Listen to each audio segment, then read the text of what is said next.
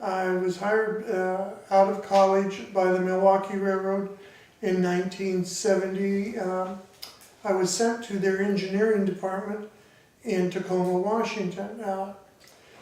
It was done as a favor to my dad.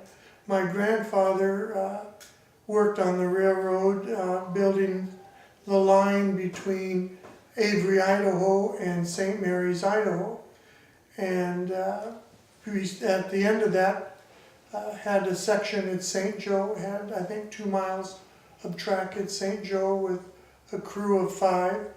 My father then got on the section in Spokane and continued there as a section foreman, and then was promoted to roadmaster, and as roadmaster worked in Mobridge, South Dakota, Deer Lodge, Montana, Missoula, Montana, and retired from Missoula. As I said, I'm a civil engineer working for the railroad, so I worked under Division Engineer Harold Hurst. He had also worked with my dad when he was a young engineer. So the old saying that the Milwaukee Railroad was a family railroad is pretty much a fact. I know when I went to interview in Chicago prior to hiring, Bert Worley was the chief engineer, and who also had worked with my dad as a young engineer. So when I interviewed with him, he asked me where I wanted to go. And it's an interesting story. I told him I wanted to go to Tacoma, Washington, because really that's where all the civil engineering was going on. Intermodal yards were being built, and there's just a lot of good civil engineering projects. So they transferred an engineer. There were 5 young engineers in the office there. So they took one of the young engineers, sent him to Aberdeen, South Dakota, and I got his position in Tacoma. However, that did not endear me to the assistant division engineer because that was done. So it took a while for me to have to prove myself to him to become worthy of staying there. And it did. One of the division engineers I worked for in Milwaukee, when I was going to college, I know I'm rambling, but when I was going to college, I interned on the railroad. And so I got to work out of Milwaukee, Wisconsin in both the terminal, Milwaukee terminals, and the Milwaukee division. So then from there I got to work in Deer Lodge a couple of summers in the Montana division. So I had a little bit of experience before going to Tacoma. And in Tacoma, then I was assigned the territory from Cle Elum eastward to Avery, Idaho. So I spent many nights in Cle Elum because obviously that hour-and-a-half other drive back to Tacoma was way too far to go. So I would spend the nights here in Cle Elum. I love Cle Elum. There was a couple of restaurants that I liked uptown here that it was just me a must to stop in Cle Elum and have dinner and spend the night. So did a lot of projects. One of the railroad projects that I had a lot of fun with is going south out of St. Mary's on the Elk River line. One of the bridges burned up. A spark off an engine set an 18-span pile trestle on fire that was attached to a steel bridge going over the St. Mary's River. And so the bridge had collapsed because it was on a wood pier and the other end was pinned to a basalt wall. So I got to restore this bridge back in the original condition. And one of the interesting things was I had a young aide working with me, and when we tried to re-establish the curb that it was on, I sent him out in the field and we were trying to make an intersection of where the straight lines would go where you put the curb. And he yelled and screamed, and I went there, and right where I had him putting his marker was the original survey hub that was done in about 1912. So I knew we'd absolutely reestablished the original alignment. So that was a pretty big deal. I took some pictures of it. If I find them, I'll get them out here to the museum. I think it'd be a great thing to have. So that was basically the kind of projects I got to work on. Elmer Lotus was the roadmaster from Vantage, Othello going over to Plummer.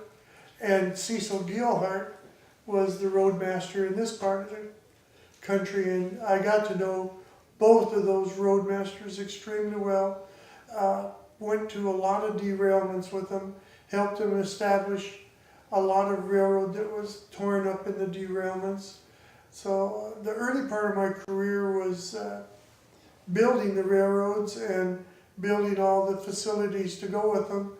The last probably 7 years in my career was trying to keep the railroad together with the derailments that we were having, because, as you know, maintenance had just pretty much became non-existent. The money basically went into just repairing the railroad as it was demolished by derailments. And so currently I chair the Tacoma group of Milwaukee Railroad people, and we meet on the second Saturday of every month, and people there tell the same stories that I'm telling you folks today. So a lot of history that you folks are capturing that nobody's going to know about in a few years.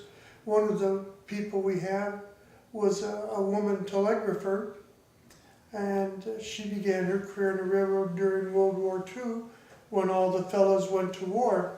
So when I tell people that we have a telegrapher, they don't even know what a telegrapher was, let alone the keyboard they used. So it's a lot of good history that we're trying to preserve over there, that you folks are doing the same. And I came over here today. It's my first time to the depot since it's been restored, and I'm very impressed. They've done an excellent job of restoring it. So, are there any of the derailments that really pop out in your mind as being really memorable? They're all memorable. The one that you're thinking of was a spectacular derailment. My role in that was helping to reestablish the bridge once the derailment was cleaned up, and reestablish the track onto the bridge. So we did a lot of field engineering to make it fit. Parts were made on an emergency basis in Seattle, Washington, and brought out and put on the bridge.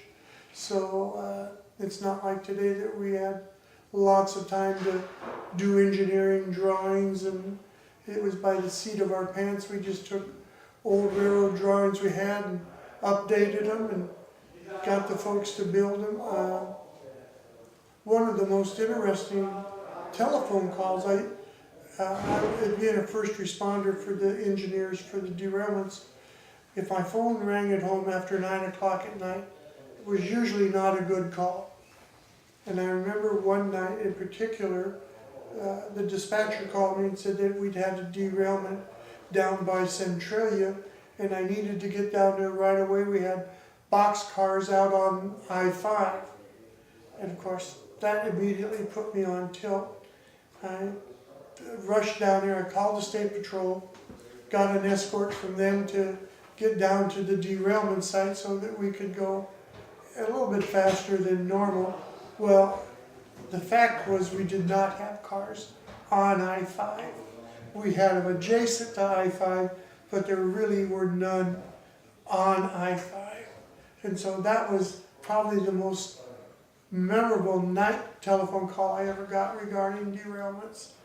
I had one up on the Port Angeles line where we actually had the train go over an embankment a couple hundred feet.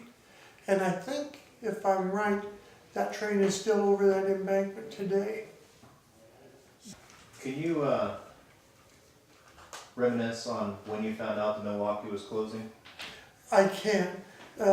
just to set the background for it, is when I went to work in Tacoma, after my first 30 days, I remember one of the older engineers that had 20 or 30 years in said to me, "Son, you now got your first 30 days in, you now have a job for life." Well, when you're a 20-something-year-old, you don't think about a job for life, you know. So after he said that to me, it just didn't sink in until all of a sudden the day came where they said the railroad is going to shut down. I had a hard time thinking that a railroad that, 100 years old or better, that is not going to be in existence anymore. And I can remember when we got the president, William A. Smith from the Burlington Northern, I ran into him the very first time when he was coming out on the train in his personal car. And I was at a derailment by St. Joe, and I got on the railroad phone, talked to the dispatcher, and he said, "Don't stop that train, whatever you do, the president's on it." Well, we couldn't get the track restored in time, so I delayed him for about 2 hours. And of course he got off the train. I met him at that time, and my first reaction was, why do we want a president on our railroad from another railroad when we in the past have always had Milwaukee people be president? Well, then within a few years after that, it was announced that the railroad was going to fold, and I saw many years of history go, including that Milwaukee had the best railroad line and grade between Tacoma and probably eastern Montana. The curves were lighter, the grades were much less than on the old NP or the old Great Northern. We had compensated curves, so that, in other words, it was a constant grade.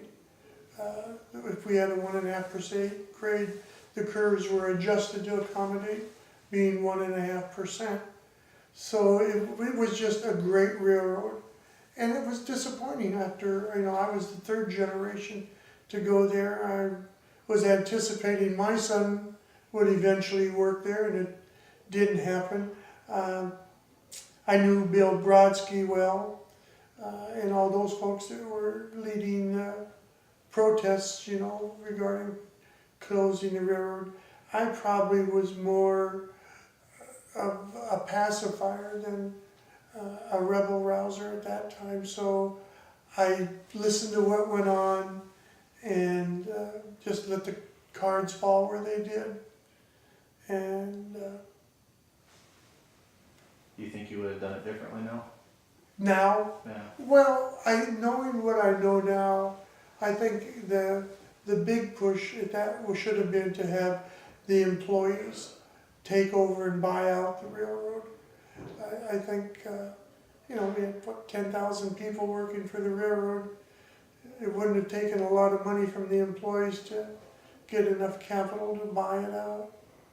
What was a typical day, if you weren't tracking down a derailment? What was a typical day like for you? Well, if I would go to work on Monday morning, the assistant division engineer would assign me a bunch of projects between Cle Elum and St. Mary's. And so his focus was for me to be out in the field all week and then come home Friday night. So I would take the projects he wanted. It might be measuring sidings, it might be looking at designing an industrial spur, the potato warehouses, that we built over in eastern Washington. I did all those. So what I would do is I liked railroading, so I'd go to work Monday morning and I'd work all day late hours on Monday, Tuesday, and Wednesday. So by mid-Wednesday, I usually had the work he had assigned me for the week completed. Then I would call the local roadmaster, whosever territory I was on, and I would go high railing with him to learn his view of track maintenance so that I could round my view as an engineer to understand how the track was built. I would ride trains between Malden and St. Mary's and just to get the whole complete railroad picture. So, yeah, and as I say, my job as the engineer is would look at the culverts out in the Columbia Basin, because in storms, you know, you get a flash flooding over there, and make sure that the culverts were unplugged. Twice a year, I would go out on the spring bridge inspection would be the first one, and we'd start on the coast in February because the weather was better on the coast. And by the time we got the coast done and came over, we'd come all the way over to St. Mary's, do the main line and the branch lines over there, and then work our way back to Tacoma. Bridge and culvert inspection usually took about 3 months. So I was out doing that for 3 months. Then I'd write up in reports what we found on the bridge inspections. Then in September, we'd have what was called the fall bridge inspection. And on that inspection, it was notes that we made that we said, oh, let's come back in September and look at this bridge to see how it's doing. That was what we do at that time, is just look at bridges that were close or marginal and we wanted to keep an eye on and start getting in the programs to be repaired or replaced. And that was, out of a year, that might be 5 to 6 months of my time was just done doing that type of work, which was great. We were so far ahead of Washington DOT in that kind of work that they learned from us to do their bridge inspections on a yearly basis. Because as we would go underneath a highway bridge, we'd give it a cursory look and then tell the local resident engineer of that area what we found on his bridges. And so I would say probably by the middle 70s, we had DOT out doing their own annual bridge inspections. So it was, yeah, it was something the railroads brought to the state. And do you work with Bob Butler? I worked with Bob Butler. Bob Butler and I were working in the same engineering office in Tacoma. Betty Butler, his wife, was a clerk in our office there, and she was Superintendent Sebage's daughter. So that's how I knew them. Bob and I worked, probably 2 or 3 years together, and then Bob left to go work elsewhere, and of course Betty left because of being married to him, but they, as all Milwaukee people, were great railroaders, and still are to this day railroad fans. So, and I, personally, I've got a lot of railroad memorabilia that today I noticed being here that we're going to send it over here. I was going to save it for my family, but I think the appreciation would be better here because my kids today are not into railroad memorabilia. Wonderful. Do you have any last thoughts? In your trips out on the line with the roadmaster, did you see any kind of general differences in the way roadmasters and the field people perceive the line compared to the engineering department? That's really a good question. Yes, there was quite a difference, and there was quite a difference between the roadmasters and what was important to them on their territories. Cecil Gilhart, for example, the important thing for him was to keep his railroad in a state of condition that in the wintertime, when they had the snow plows out, they weren't going to hit some obstruction that they had there in the summertime. When we got on Elmer Lotus's territory, which was between Vantage and Malden, his big concern was flooding over by Royal City. So it was important for him to keep the track ditches clean. Of course, the one major problem that all the railroads roadmasters had in common on our railroad was the condition of the ties. So part of my job was to every spring go out with the roadmasters, do a tie replacement inventory. And so the first year I did that, we said we wanted to replace 800 ties per mile. And when I got back to the office and wrote up the report, the division engineer cut it down to 600 ties per mile.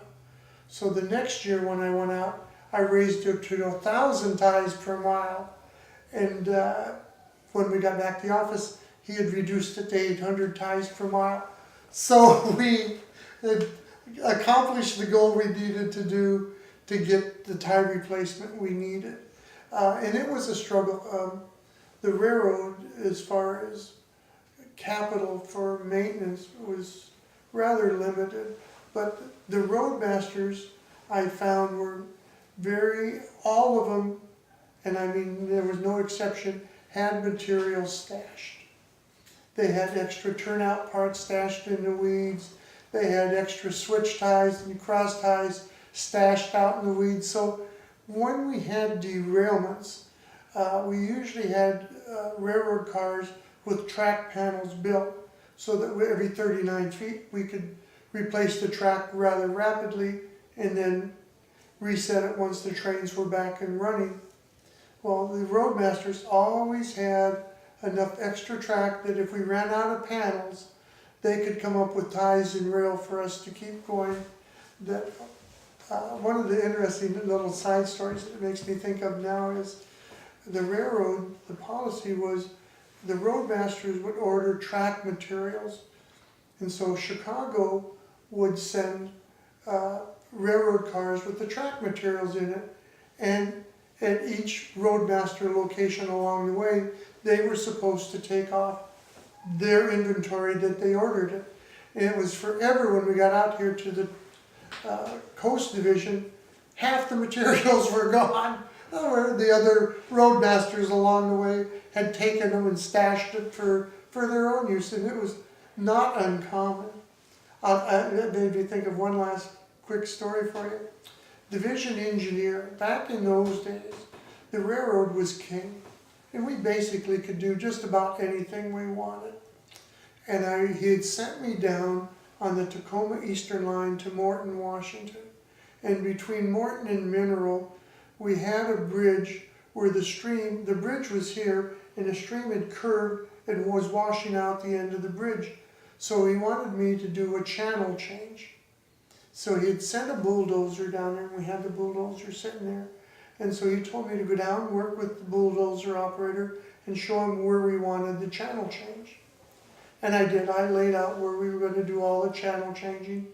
And so the operator, as we got ready to go, said, "Ron, I cannot take this bulldozer in that area there because it's too marshy and we're going to sink the bulldozer." So I had one of those old crank phones that you hooked up to the telephone system, and I could ring into the dispatcher. So I ran in the dispatcher, and he went and got my boss, the division engineer. And so I told him what was going on. And of course, he was a retired Army colonel.